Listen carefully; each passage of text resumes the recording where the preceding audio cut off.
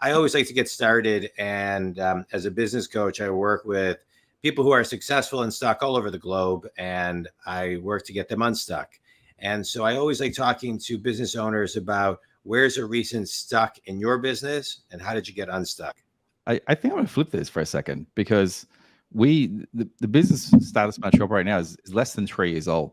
And we started this in the end of 2020, which is the worst time in history for global aviation.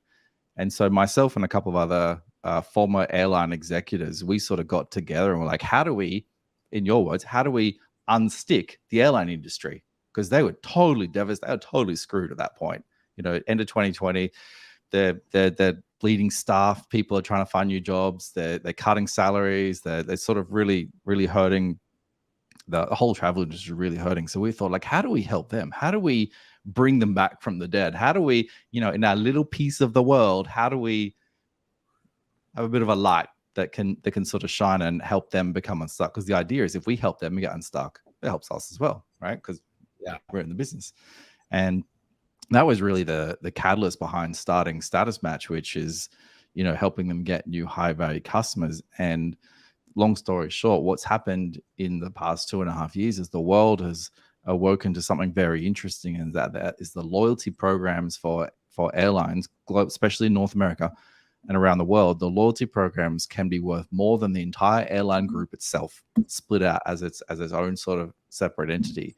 And so we carved out a little piece of that world and help airlines get unstuck and help them sort of reignite some of the magic and the romance around travel again, and get people excited about flying and travel and freedom and seeing the world and the adventure and seeing new people, and sort of have that dream again, really ignite that. And so obviously we're not responsible for the travel industry coming back, but there is a small piece there that we're going to claim fame to, and that's getting more people back on the planes in new ways.